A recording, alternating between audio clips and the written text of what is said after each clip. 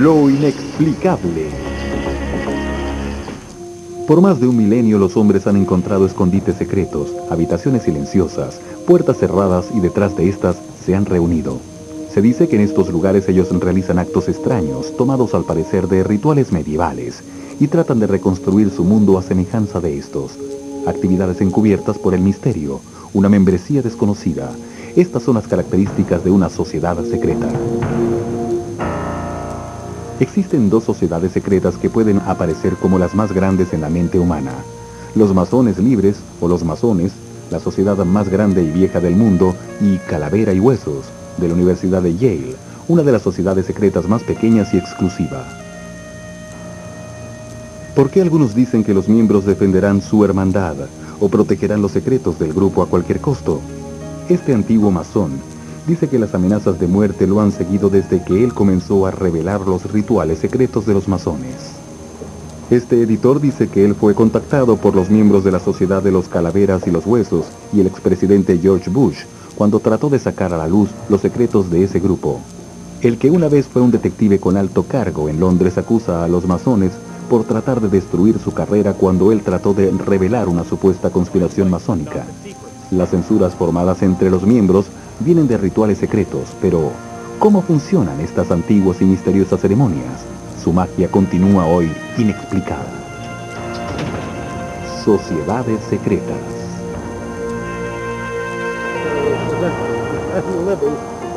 En cada país la masonería libre tiene su representante único y su enemigo único. En Estados Unidos, el enemigo más constante de la organización son los cristianos conservadores. Más de 2 docenas de denominaciones protestantes se han unido a la Iglesia Católica como señal de oposición a la masonería libre. Ellos ven los rituales exóticos llenos de símbolos religiosos, juramentos sangrientos extraídos de la Edad Media y sobre todo un aura de misterio. Hasta encuentran los cuernos de Satanás en el símbolo del compás y el cuadrado. A principios de los años 20, Jack Harris se unió a la clase de lectura sobre la Biblia en la iglesia bautista situada en las afueras de Baltimore. Varios de sus compañeros de clase eran masones. My friends in the Bible class told me that the Masons was mysterious, that you will learn things about God that you will never learn in a church. I liked the men that I was involved with in Freemasonry very much. They stuck together, they backed each other up. In fact, it was an all-men's organization. I kind of liked that. Harris avanzó rápidamente en los niveles de la masonería libre. En tan solo 7 años, sus compañeros de la logia lo proclamaron su líder, el maestro venerable. I had a definite, heartfelt interest in what they believed in. I had an interest in the ritual. I loved the whole association with the organization and what they taught. En 1970, después de permanecer por 9 años en la masonería libre, Harris se convirtió en un cristiano renovado después de ver la cruzada de Billy Graham en la televisión. Harris comenzó a objetar ante la regla establecida para los rituales masónicos de no poder mencionar el nombre de Jesucristo durante los rituales. Esto se debía a que ningún aspecto de la masonería puede estar a favor de una religión. Harris encontró esta filosofía totalmente incompatible con su versión de lo que era la cristiandad. Harris abandonó la hermandad. Él ahora considera que la masonería es satánica. Él cita el ritual llevado a cabo en una ceremonia donde se utiliza un cráneo humano sobre la Biblia. Encienden velas y dirigen una espada al cuello de un hombre arrodillado. Él considera que esto es idéntico a los altares utilizados por los adoradores del diablo. They teach you different principles of how to get to heaven, how to live a good life, apart from Jesus Christ, contrary to the Word of God, which means they're giving you a lie. Satan is the father of those lies. La conclusión obtenida por Harris es igual a la obtenida por uno de los opositores de los masones libres más conocidos y con más influencia. Un físico y autor de libros originario de Beaumont, Texas. El Dr. Larry Holly ha liderizado una lucha antimasónica ante la Convención Bautista del Sur, la denominación protestante más grande de Estados Unidos. I believe that the system of Freemasonry, the dynamic of Freemasonry, the spirit that empowers Freemasonry is Luciferian, is satanic. Freemasonry treats Jesus Christ as a good man or a great leader or as a great prophet, but ignores the reality, in my mind, that he is in fact the only begotten Son of God and the only way to salvation for men. Jack Harris cree que los masones han volcado su furia satánica sobre él. Después de haber dejado la organización en 1972, los ministros eclesiásticos locales le pidieron que contara a sus congregaciones sobre los tan conocidos demonios de la masonería. Él comenzó a dramatizar las ceremonias masónicas, revelando los secretos verdaderos de los rituales. Behind me, to the left, is where the worshipful master sits. I am the worshipful master of the lodge, and over his head is a symbol, the letter G. And here we have the three lesser lights of Freemasonry. 14 años después de haber dejado a los masones, Harris apareció en la televisión nacional, donde reveló los secretos de la masonería a todo el país. Entonces, según lo que él dice, empezaron a aparecer amenazas serias. Harris escuchó una de las amenazas más asombrosas de parte de un ministro eclesiástico del área de Filadelfia. El reverendo James Flanagan ha firmado una declaración atestiguando que le habían informado que 4 ciudadanos del estado de Nueva Jersey, identificados luego, según Harris, como patrulleros, habían dicho que ellos querían viajar al estado de Maryland con el propósito de asesinar a Jack Harris. They promised to kill my wife, my children, and my purse and me for revealing those secrets. Harris llamó a la policía del condado de Baltimore. My house was under 24-hour surveillance for 1 entire year as a result of these threats. Basándose en estas amenazas, Harris obtuvo un permiso para portar armas. Él jura que la pena vital de los rituales masónicos exigida por los miembros por exponer sus secretos no es simbólica, como aseguran los masones, sino real. If anybody would have disobeyed the obligation or would have betrayed Masonry, I would have got some officers together of like mind and we would have eliminated them. We would have murdered them. I took it seriously. I was never told in Masonry that the oath is symbolic. ¿Fue acaso una conspiración forjada en el juramento sangriento de la iniciación a la masonería lo que llevó a que amenazaran con matar a Jack Harris? Cada vez que él revela los secretos masónicos pone en peligro su vida. La queja real realizada en 1986 al Departamento de Policía del Condado de Baltimore describe la versión policial del caso. El interlocutor por parte de la policía explica la respuesta de este departamento. Mr. Harris's house was not under 24-hour surveillance for a year or for any period of time at all. We got a complaint in 1986 that Mr. Harris had received third-hand a threat against his life. He supposedly exposed some rituals of a group that he belonged to. What our intelligence section did, they did some preliminary inquiries into what this group was about and if there were any historical actions taken against former members. They found nothing that would indicate that Mr. Harris would need 24-hour police protection from this agency. Lo que el señor Harris obtuvo, afirma Novak, es conocido como un refuerzo selectivo. Un oficial en una patrulla pasa cada hora por el frente de la casa. Novak dice que este tipo de vigilancia dura regularmente un par de semanas, pero no un año. A pesar de que Harris consideró las amenazas muy en serio, aparentemente la fuerza policíaca local no lo hizo así. Después de haber recibido la declaración del ministro eclesiástico de Filadelfia, Harris no ha vuelto a escuchar nada sobre amenazas. Los masones rechazan de primer plano las disputas de Harris, de que los rituales de la masonería libre condujo a que llevaran a cabo las amenazas de muerte. Los masones dicen que las penas ínfimas dadas por exponer los secretos masónicos continúan siendo parte de los rituales de los norteamericanos debido a que los miembros aman las tradiciones. Los masones libres en Inglaterra han removido estas penalidades de sus reglas. George Peters, un masón de 48 años y director de historia para los masones en el estado de Nueva York, dice que las penalidades son estrictamente simbólicas.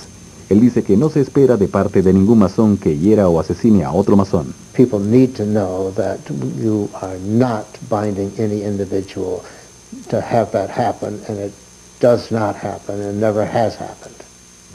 Las penalidades, de acuerdo a los masones libres, insisten en recordar a los miembros que la vida de un hombre contiene juramentos sagrados hacia la familia, el país y la religión, por los cuales él debe estar dispuesto a morir.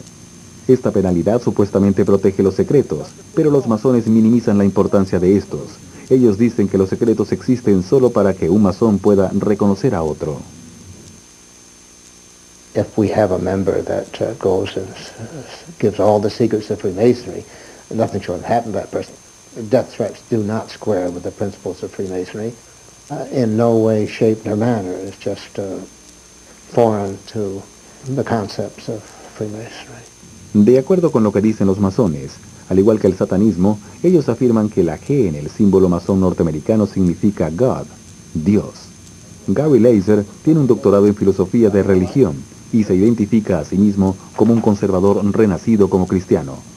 Este recién ordenado ministro eclesiástico dirigió la investigación sobre la masonería libre llevada a cabo en 1993 para la Iglesia Bautista Sureña. Ahora él es un masón. I have studied Freemasonry almost full-time for 4 years. I have read both Masonic books and books by Masonic critics, and I have examined them carefully, and I have yet to find anything in Freemasonry that I would consider to be satanic. Masonic critics believe there are only two possible understandings of God and the world. One is God's side, and the other was everybody else, or Satan's side. ¿Acaso los poderosos de la masonería trataron de matar a Jack Harris? Sin tener prueba alguna, todo lo que queda para algunos es el miedo a las sociedades secretas. El ritual secreto de uno de los derechos más importantes de la masonería libre, a continuación en Lo Inexplicable. Los historiadores dicen que la masonería libre, fundada en 1717, ha influenciado virtualmente a cada orden fraternal y a cada fraternidad universitaria. En cualquier lugar donde se reúnen los hombres y adoptan rituales secretos, comparten el legado de los masones libres. Casi 6 millones de miembros, de todas las razas y religiones, todos hombres y todos creyentes en el Ser Supremo, se reúnen en cada logia con pocas ventanas en todo el mundo. Allí, frente a un altar central, con su jefe supremo sentado en el este, realizan dramas enredados, basados regularmente en historias del Viejo Testamento. Las obras basadas en los rituales son ceremonias de iniciación para cada nuevo miembro y el corazón de los derechos de los masones. Los derechos, de acuerdo a los masones, enseñan el valor del honor y el amor, o la lucha entre la sabiduría y la ignorancia, y la importancia de la confianza y de mantener en secreto las confidencias. Estos valores ayudaron a convencer a 13 de los miembros firmantes de la Constitución de Estados Unidos, incluidos Benjamin Franklin y George Washington, para que se pusiesen el delantal masónico. 15 presidentes de la Unión se sintieron atraídos hacia los derechos de los masónicos libres, incluidos a Harry Truman y Gerald Ford. Compositores como Irving Berlin, Mozart y Duke Ellington eran masones, al igual que Bill Rogers, Charles Lindbergh y John Wayne. Los derechos cambian para cada nueva lección, llamada a niveles. La esencia de la masonería libre reside en su tercer nivel. En esta lección, la persona que es iniciada aprende el simbolismo esencial de la masonería libre y su palabra más protegida, al punto en que éste alcanza una de las cumbres más altas de la organización, el grado de maestro masón.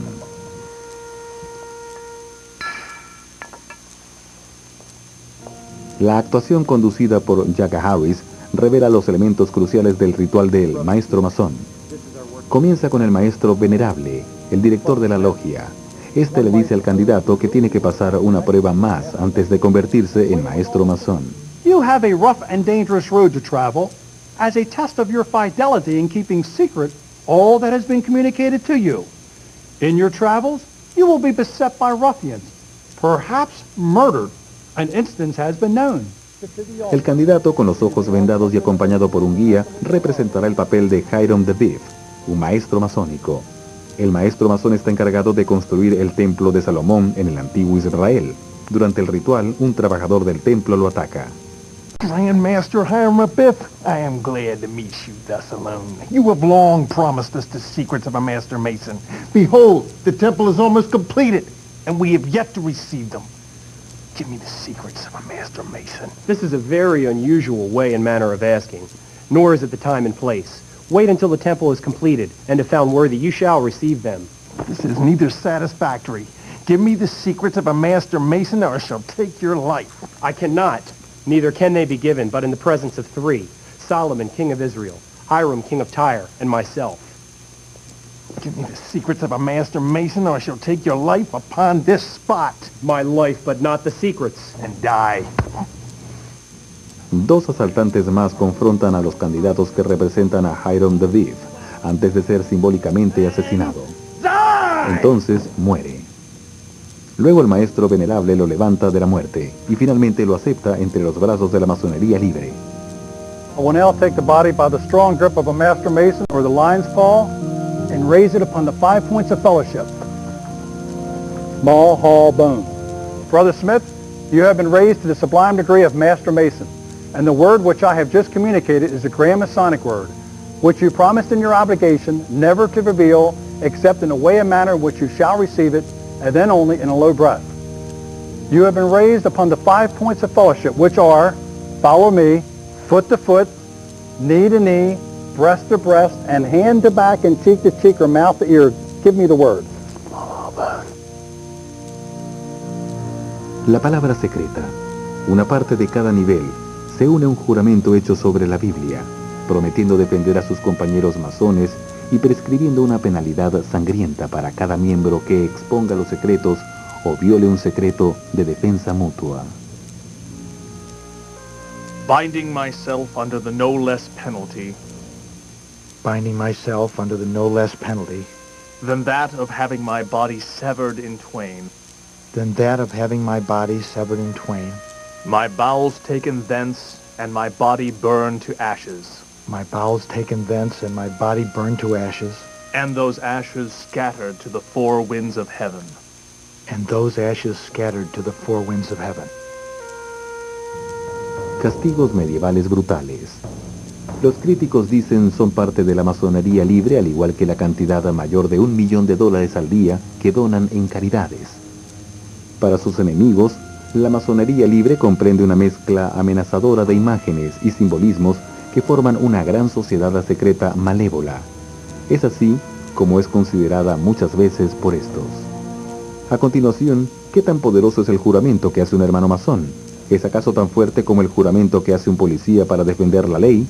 Un alto oficial de la fuerza policíaca londinense dice que los masones destruyeron su carrera. A continuación en Lo inexplicable.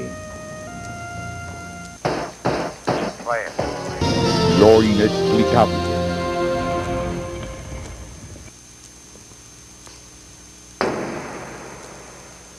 Los rituales misteriosos llevados a cabo detrás de las puertas cerradas de los templos masónicos son considerados por algunos como nutrientes de la semilla de la conspiración. Londres, el lugar de nacimiento de la masonería libre, donde los lazos entre los hermanos masones permanecen fuertes, quizás, como dicen algunos, demasiado fuertes. En otoño de 1981, el inspector detective en jefe Brian Woolard asumió un nuevo cargo en Scotland Yard, después de casi 3 décadas en la fuerza policíaca de Londres, y después de estar a cargo de 7 tropas especiales, Woolard ganó una asignación a la unidad elitesca contra la corrupción del sector público, el Departamento de Fraudes, donde investigaría algunos de los casos políticos más sensibles de Inglaterra. El comandante de Woolard lo asignó a investigar un grupo de burócratas gubernamentales locales en Islington, un área de Londres. Supuestamente ellos habían sobrepagado a una compañía constructora un equivalente a $200,000 en una jugada maestra. Pronto, Woolard se dio cuenta de una conducta extraña por parte de los sospechosos. It seemed that there was a network working behind the scenes which was ensuring that information about facts that we needed to know was not going to come out. A Woolard le habían dicho que varios de los sospechosos del fraude eran masones libres. I was aware that Freemasonry had very binding oaths of loyalty one to another, and that when people are in distress, their brothers come to their assistance. And this is a case which was tailor-made for that. Woolard escuchó que un burócrata de las oficinas estaba vociferando que la investigación no iría a ninguna parte, ya que los sospechosos pertenecían a la misma logia masónica que los oficiales policíacos en el mismo departamento de fraude al que pertenecía Woolard. El periodista Martin Short, un autor del libro más vendido sobre los casos malignos reportados de los masones libres británicos, dice que las conexiones masónicas entre los policías y los criminales eran bien conocidas por la policía de Londres. It became very clear in the 1970s when there were joint interests where Freemasons in the police and Freemasons, for instance, in the pornography trade were in the same lodges, that criminal offenders were given a license to traffic without fear of prosecution. Brian Woolard estaba al tanto de esta historia de corrupción. La investigación alcanzó la crisis cuando éste interrogó a uno de los sospechosos, al decirle que no discutiese la conversación con nadie. Pero inmediatamente después que Woolard se fue, supuestamente el sospechoso se dirigió rápidamente a la oficina de otro sujeto clave en el ayuntamiento. Esa noche, según Goulart, el sospechoso cerró su archivo con llave, cosa que raramente hacía, y se fue a unas vacaciones de un mes de duración, sin previa notificación. Al día siguiente, Goulart recibió una llamada telefónica extraordinaria de uno de los demandantes más grandes de Londres, el cual decidía qué casos irían a juicio. Él quería saber cómo iba el progreso en la investigación de Islington. Los demandantes londinenses, según Goulart, nunca piden reportes de progreso vía telefónica. Él ahora temía que este demandante también era un masón libre y ha podido tratar de influenciar el caso. Goulart se dio cuenta entonces que tenía que entrevistarlo, tomando en cuenta de que muchos de los jefes de la Scotland Yard parecían ser masones. Él asumió que estos negarían su petición de entrevistar al demandante. Esto lo obligó a tomar la decisión más grande de su vida. En vez de preguntarle a sus superiores, él ignoraría la cadena de autoridad y confrontaría al demandante. Goulart necesitaba averiguar qué o quiénes habían incitado la llamada del demandante. Goulart dijo que el demandante le había dicho que no podía recordar por qué él lo había llamado. Al final de ese día, el comandante de Goulart lo había retirado de sus obligaciones. Después de 22 años como un detective con un alto cargo, terminó con su uniforme en un trabajo de escritorio en la no tan renombrada estación policíaca de Wembley. Otro detective, supuestamente un masón, tomó la investigación del ayuntamiento de Islington. Semanas más tarde, el caso fue cerrado. I expected somebody to listen to why I'd done it and appreciate it.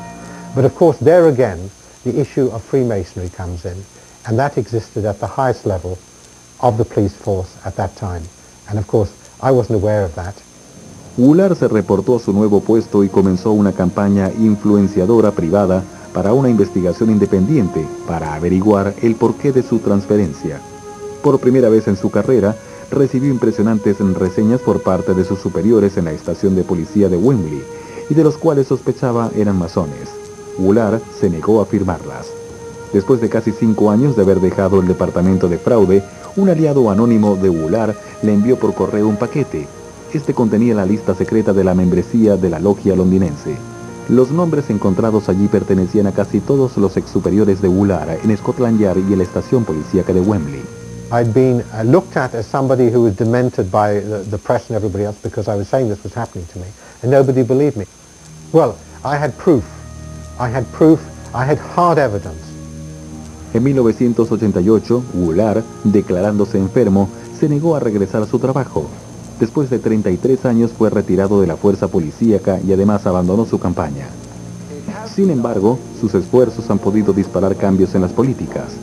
En 1997, después de varias audiencias, un comité en las políticas británicas hizo recomendaciones sin precedentes de que a los oficiales masónicos, los jueces y los demandantes les fuese requerido hacer pública su membresía.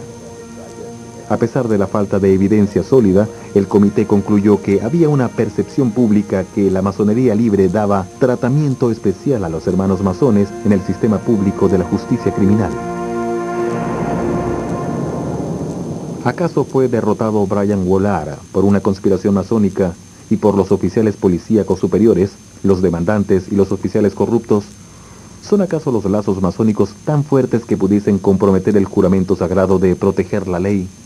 Peter Borden es considerado como uno de los reporteros del crimen más grandes de Gran Bretaña. Le fue concedida la Orden del Imperio Británico por la reina Isabel cuando se retiró en 1996. Él dice que Goulart fue transferido simplemente porque ignoró la cadena de autoridad y aún hoy no ha podido probar ninguna de las acusaciones de la colisión masónica. I monitored the case over many years. The problem with ex-Chief Inspector Goulart's case was the lack of evidence. I certainly was unable to establish any evidence. I spoke to many police officers who were non-Masons who said, well, we appreciate Brian is convinced this is happening. But it's a terrible expression saying, at the end of the day, where's the evidence? I think in the Goulart case, it is quite difficult to actually prove that Masons did help each other. And yet, there's a lot of circumstantial evidence. No solo carecía de evidencias sólidas el caso de Goulart, sino que estaba basado en varias de sus propias suposiciones sobre la creencia de que los juramentos de la masonería libre de apoyo mutuo pueden sobreponerse a las leyes. La England's United Grand Lodge insiste en que los juramentos no deben ser tomados hasta esos extremos. It's impressed on every Freemason as they're going through the 3 ceremonies to become a Master Mason that their obligations are to God, to the law, to their families. And any obligation that they might feel they have to another Freemason comes very much down the line after that. En el caso de Brian Woolard, no existen pruebas de que una conspiración masónica haya tenido lugar, sino solo una percepción de que haya ocurrido. People misunderstand what goes on in the secrecy of the lodge and say that it's nefarious, it's conspiratorial. What it really is a ritual moment that endures and has emotional power in the sacred context of the Masonic temple. Who comes here? A poor blind candidate who desires to be brought from darkness to light and receive a part of the rights and benefits of this right worshipful lodge, erected to God. De acuerdo a algunos historiadores, el poder del ritual viene de asuntos estrictamente masculinos, incluida la transición de la juventud a la hombría y las relaciones entre padres e hijos. By what further right does he expect to gain admission? By that of being a man. El día crítico del movimiento fraternal comenzó a mediados del siglo XVIII hasta el siglo XIX, al tomar fuerzas la revolución industrial. Por primera vez, los hombres abandonaban sus hogares para ir a trabajar y les dejaban a las mujeres el trabajo de criar a los hijos, y se desarrolló una desconocida distancia emocional entre los hombres jóvenes y sus padres. And these rituals, in essence, confirmed the fears of the young man to his distant father, then work them out, ending in the young man being reconciled with his father. They embrace each other. The distant father, the young initiate, become brothers in the same family of men. De acuerdo a las afirmaciones de Carnes, cada masón responde a los rituales en su propia manera, basándose en su vida privada. Es en este contexto que lo secreto de la masonería libre tiene sus más grandes efectos. Él está de acuerdo con muchos masones libres que por más de 250 años han revelado los tan llamados secretos de la organización. Cualquier persona que tenga acceso a una biblioteca decente los puede encontrar. El verdadero valor de los secretos, según Carnes, es el lazo entre los miembros y en la manera en que él le permite a los miembros conseguir a plenitud los rituales de celebración de la naturaleza del hombre y de la hombría. When you take the secrets of this world of mystery and you lay them out nakedly into the world and the glare of the here and now of how we live, it looks goofy and silly. But in that sacred space, it makes sense. So they need to keep the space protected from eavesdroppers and those who would destroy it of its mystery. A continuación, otra sociedad secreta, que está conformada por muchas de las familias más poderosas de Norteamérica, tan cercana a ellas, que los rituales exactos son desconocidos, calaveras y huesos, en lo inexplicable. Por casi 150 años, ha estado situada en la calle High, en New Haven, oscura y prohibida. Localizada en una de las esquinas de la Universidad de Yale, no tiene ventanas y sus puertas permanecen cerradas a todos, salvo a los que han sido iniciados. Este es el comando impenetrable de una de las sociedades secretas más prestigiosas del mundo. Sus miembros llaman al edificio La Tumba, las oficinas principales de Calavera y Huesos. A partir de 1832, 15 estudiantes de los primeros años de la Universidad de Yale, solo estudiantes masculinos hasta los años 1990, le ofrecían a los miembros más resaltantes de su clase la oportunidad de convertirse en Calavera y Huesos. Durante su último año de carrera, se reúnen todos los jueves y los domingos en la noche, exactamente a las 8 p.m. Esta hora es referida dentro de la organización como la hora SBT, la hora de Calavera y Huesos.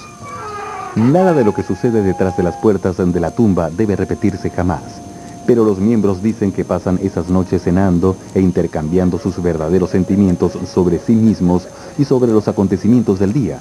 Las discusiones tienen una relevancia tan fundamental dentro de las actividades de los miembros de Calavera y Huesos, que estos dicen que el número 322 bajo la insignia de la calavera y los huesos se refiere al año 322 a.C., el año en que el orador griego Demóstenes murió.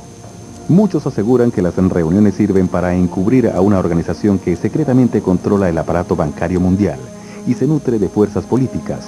Ellos también aseguran que poseen los cráneos de Pancho Villa y de Jerónimo, robados supuestamente por antiguos Calavera y Huesos, y se encuentran en exhibición dentro de la tumba.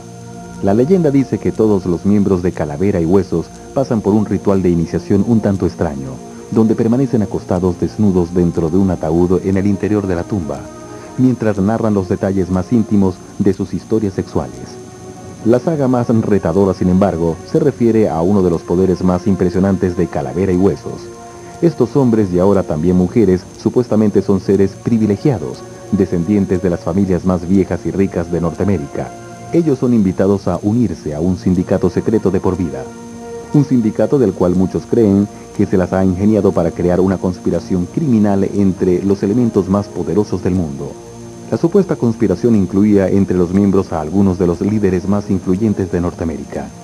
La historia de Norteamérica en el siglo XX está descrita casi en su totalidad por miembros de Calavera y Huesos, desde William Howard Taft, el único hombre que se desempeñó tanto como presidente y como juez superior de la Suprema Corte de Justicia de Estados Unidos, hasta el heredero financiero y diplomático Errol Heromat, el fundador de las revistas Time, Fortune y Life, Henry Luce, el autor intelectual detrás de la guerra de Vietnam, McGeorge Bundy, y uno de los opositores más conocidos de esta guerra, William Sloan Coffin, el editor conservador anfitrión de un programa de opinión y escritor de novelas William F. Buckley Jr. y el expresidente George Bush.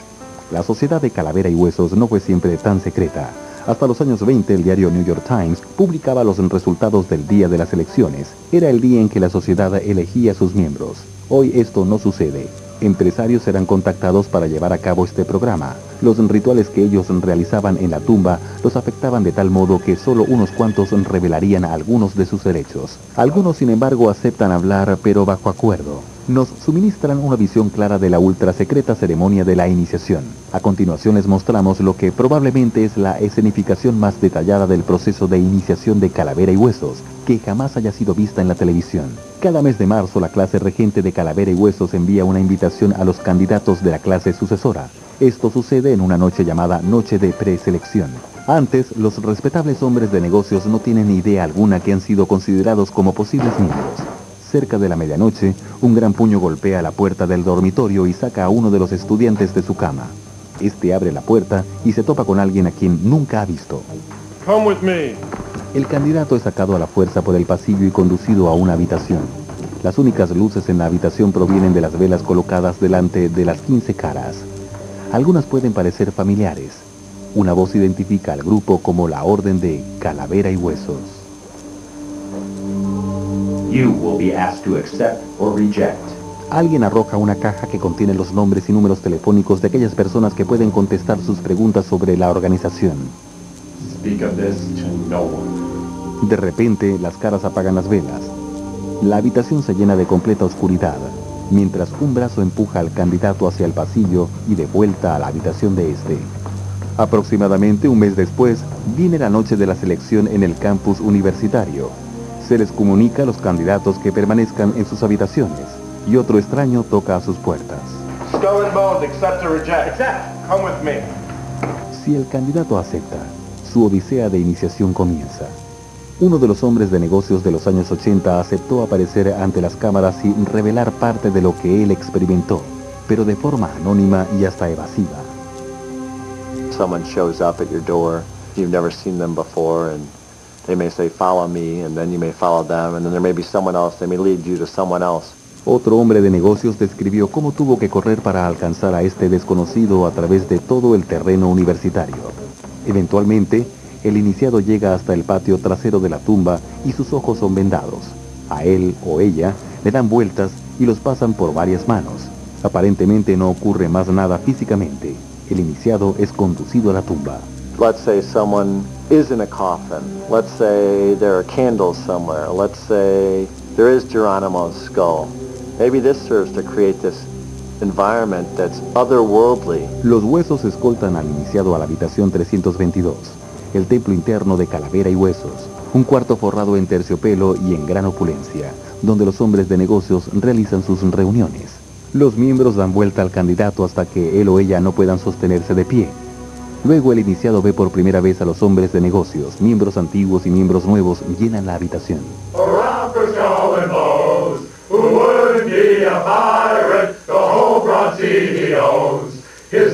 El grupo repentinamente comienza a cantar una de las tantas canciones escritas por y para los miembros de Calavera y Huesos, y para ser cantadas solo dentro de la tumba.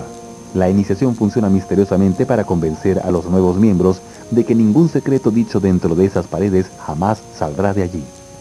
Part of going through the rituals and the initiation is creating a feeling that this is a sacred place.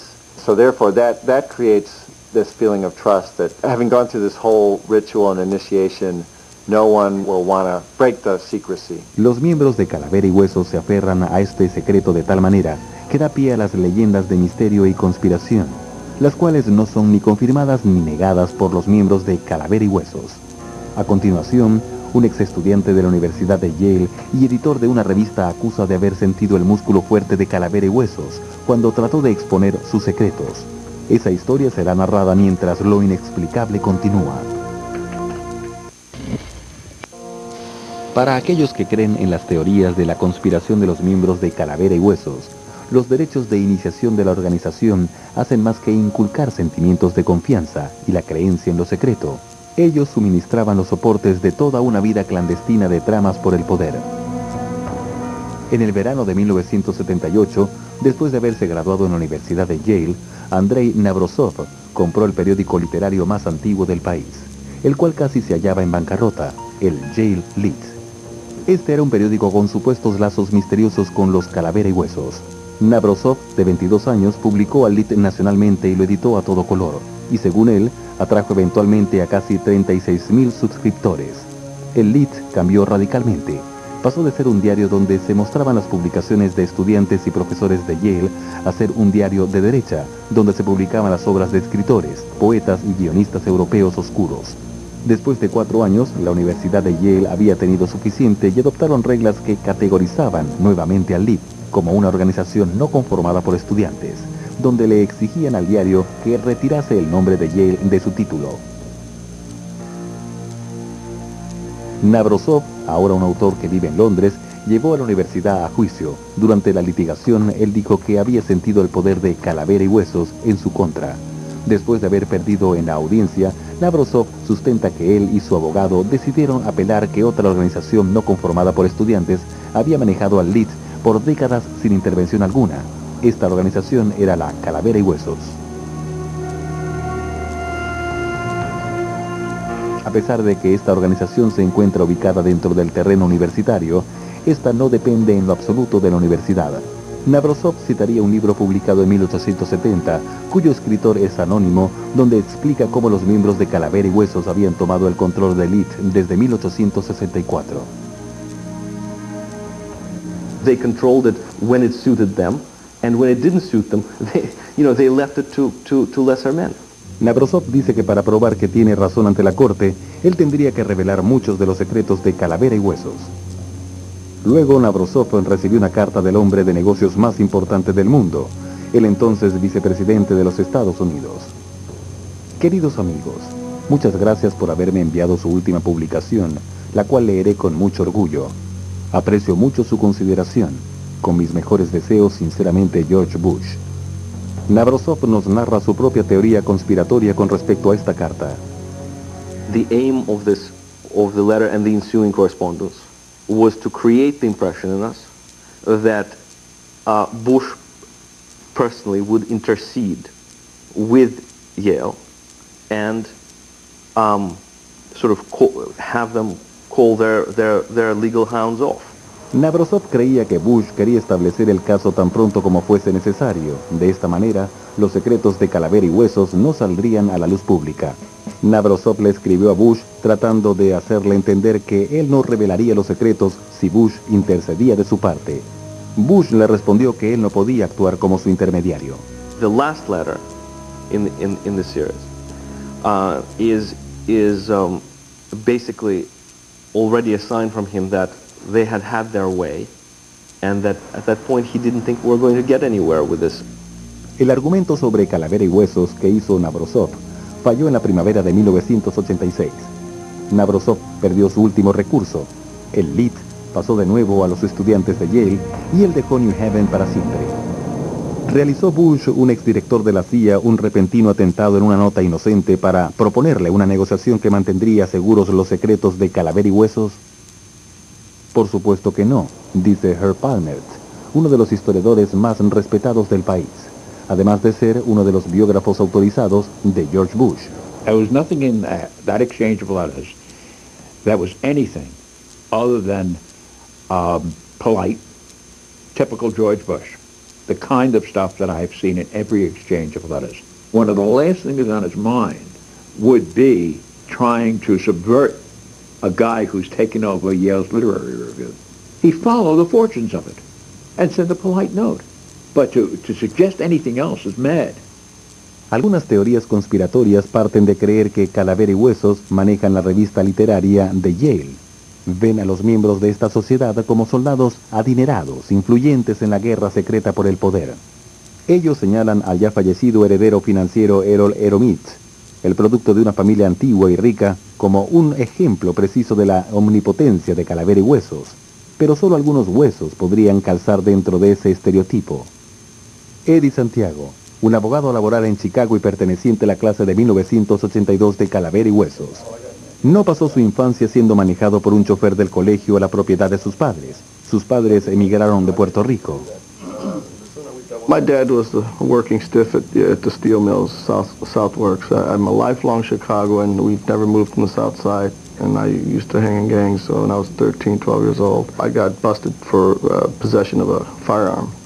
Santiago clasifica a Calavera y Huesos como una sociedad debatiente y cree que lo seleccionaron porque él podía articular un punto de vista único. I think they saw me as being one of those individuals that would fit in, I guess to fit in the radical side of their debates, because I was very radical when they tapped me. And radical, I mean I was a Marxist. Santiago piensa que cualquier teoría sobre una barrera hecha por egresados siniestros de Calavera y Huesos es ridículo.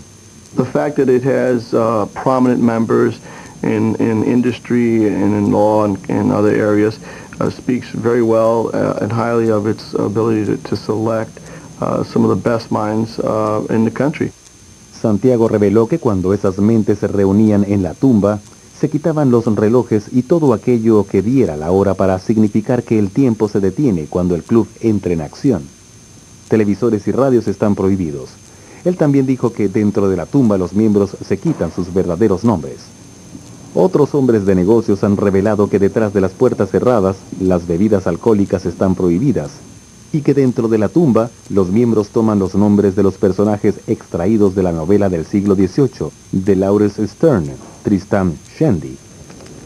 De acuerdo a un miembro de la Calavera y Huesos, lo más importante de lo que los miembros hacen dentro de la orden es contar la historia de sus vidas, confiando en que sus palabras serán guardadas confidencialmente para siempre.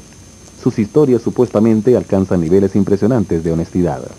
I talked about certain events in my life that I've never talked about before since, painful things. The secrecy of the organization is part of what creates the environment that allows you to become so trustworthy and so honest with all your fellow organization members. El psicólogo de la Universidad de Harvard, William Pollack, dice que el secreto no solo impulsa la honestidad, sino que también tiene un efecto más amplio. The secrets are the intangible bonds between and amongst the members. The way the men hold on to each other is by holding on to the secret. Algunos historiadores y psicólogos sociales dicen que cuando los papeles de los géneros cambian, todas las sociedades secretas masculinas se desarrollan. A menudo, al rememorar los rituales de las primeras sociedades secretas, ellos señalan el movimiento juvenil de Robert Blair. When they go into the woods and pound the drums, usually they're meet in the sweat lodge, usually there's this sort of bonding, and that's what they call it. There's a similar sort of mysticism about it, trying to recreate the primitive rituals and primitive religious ceremonies that gave existence a deeper resonance. Mientras las barreras entre los hombres y las mujeres son derribadas, los expertos predicen que habrá un decrecimiento en las necesidades para la creación de sociedades secretas masculinas. En 1991, los Calavera y Huesos aceptaron incluir mujeres.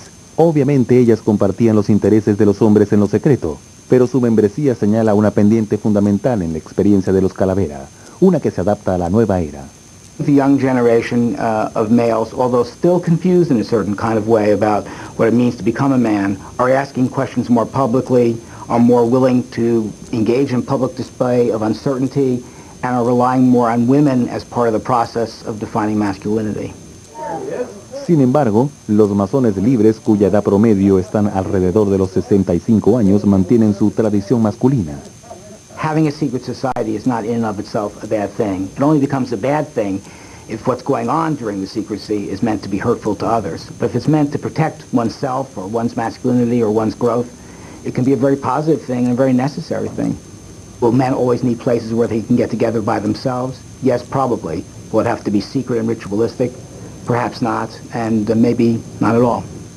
Las sociedades secretas, las supuestas cunas de las conspiraciones criminales, las tan llamadas orígenes de tramas mortales, las poderosas manipuladoras de eventos, existen regularmente para proveer a sus miembros con un lugar de confort emocional, donde lo secreto y los rituales trabajan de una manera inexplicada para permitir una honestidad profunda con sus reverendos y consigo mismos.